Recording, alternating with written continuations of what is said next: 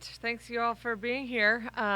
Awesome weekend for us, beating Florida State and Miami. Arguably the toughest, one of the toughest road trips in the ACC. So to come out of there with 2 wins, we feel pretty fortunate. And we didn't play our absolute best the whole time, but I thought we played really well, did some great things, and what was really impressive is we just stayed really consistent with our approach on the match and um, like how we were attacking our opponent. So it was overall very, very positive weekend for us. And then looking forward to next weekend, Wake Forest, NC State. Two teams that can be up and down, but have players that can take over. And NC State's coming off a sweep of their rival North Carolina, who I believe was undefeated in the ACC up to that match. So they're going to be riding high. So it should be a fun weekend at home. Kind of going back to the landscape of the ACC right now, obviously you guys on top, 6-game winning streak so far. Just what does that mean at this point in the year for you guys to be on top of things and knowing just how tough the conference is?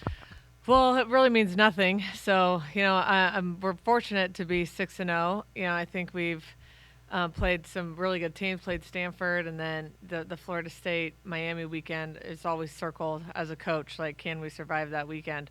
So, yeah, we feel great being 6-0, but there's a lot of season left, a lot of ACC season left, and some really good teams that are continuing to improve in the ACC. And, we have this home weekend and then at Pitt and at SMU, which, might take over the Florida State Miami road trip as the toughest one in the conference.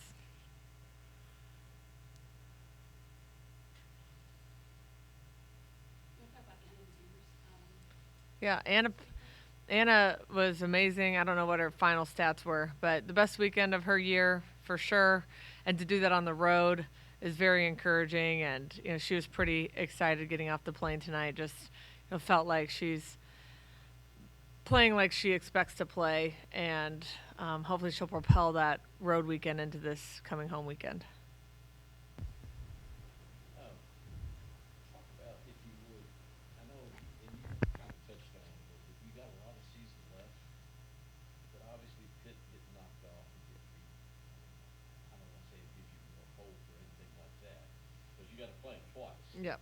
Uh, what does it mean to string wins together? Is it goes on the seedings once because you don't have a conference tournament. No conference tournament. Kind of talk about that, put that into perspective. Yeah. At this time. For us to win the conference, it's extremely difficult because it's just based on your overall record, and then the season is unbalanced. And the way the ACC does it is we are an RPI pod, so you play teams that are similar to the last 2 years' RPI twice, and you play your travel partner twice to save on costs. So, not only are you have to be great for the entirety of the season. And one slip up can really hurt you, but you typically have to play the best teams in the conference multiple times and beat them twice to win the conference. So it's a big deal to win the ACC. You don't get two chances. There's not a regular season champ and a tournament champ. You get one chance, and you have to be good for the whole year. So I think it's quite a feat, and that's how all the conferences, Power 4 conferences, are in volleyball right now. So it's a big deal to win your conference in volleyball. Is Pitt your travel partner? No, Notre Dame. Notre Dame's. So Pitt and SMU are travel partners. So that's why that's going to be a very tough road trip this year. Dani, you've touched on this throughout the year, but would you? I'm sorry. Would you discuss just how much this conference has improved just even since you've been here? Yeah, it's pretty unbelievable. I don't even know how the rankings will come out, how many teams are ranked in the top 25, but my first year there were 0 in the top 25 because we were trying to break in the top 25 and we didn't have an opportunity to beat anybody. So it was hard to get into the rankings when you don't have a chance to play somebody who's ranked. So now I think we have 6 or 7. I'm not even sure because it feels like there's so many.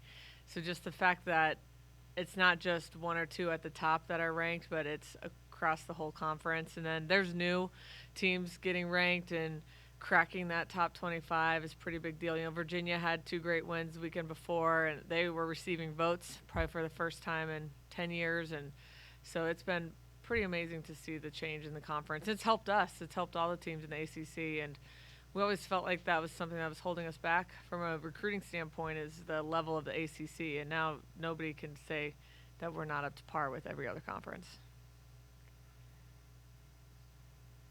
Do you think you really have to be undefeated in the conference to win the conference? We did it one time. Pitt did it one time. I mean, Maryland did it twice. Well, not this year. So. Just following up on that, is it better coaches? Is it more of an emphasis that the schools have placed on it? What do you think has been the difference? Well, I think it's better coaching. There was a big turnover, a few years ago. Again, maybe not more talented coaches, but hungrier coaches, and I think it's a lot just to do with parity of volleyball around the country. The participation in our sport continues to be the fastest growing women's sport in high school, and so you're getting these athletes that might have been playing basketball or doing a different sport playing volleyball, so there's more athletes for all these schools to choose from. So I think that has helped too. Just the amount of great players is continuing to rise year by year.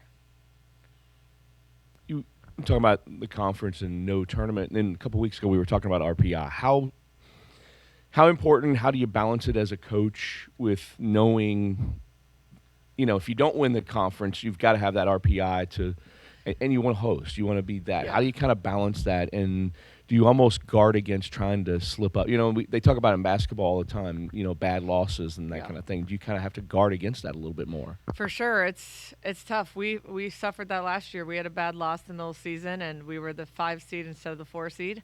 So we know how fragile that is, and it makes every match have a lot of pressure, and like whether you win the conference or not, you still have a chance to host, but you cannot take a bad loss, especially late in the year. And the committee has put an emphasis on teams that are playing great late.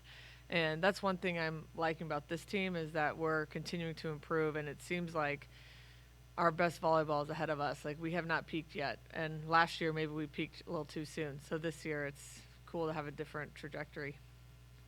But RPI, incredibly important, the number one indicator that they use to see the teams in the tournament. You made this a point a couple of weeks ago about this being a good area, a great area for volleyball. I know with Ron at Assumption and the Kiva programs and all that. Just talk about that a little bit and how that. I mean, obviously it helps you because you got a lot of several girls, Anna, and from Louisville in the surrounding area. Yeah, I think honestly, when you're looking at best jobs, volleyball jobs, or probably any sport in the country, you want to look at the local talent base, especially within a 300-mile radius. So we're really lucky at Louisville that we have so much great talent, and that means you've got great coaches in the area. You've got kids that are playing volleyball at a young age, and so you might not have 10 players from Louisville on our roster, but just the city is excited about volleyball. That helps our program. And it just creates a really competitive atmosphere for these athletes to grow up in. They're used to winning at Kiva and Assumption, and Mava and Union, and so when you get these players in your program, they hate losing. So that's a big perk, is that they haven't lost many games throughout their careers, and they bring that into the college level. Yeah, we had a Providence athlete last year, CC Rush. She graduated, so.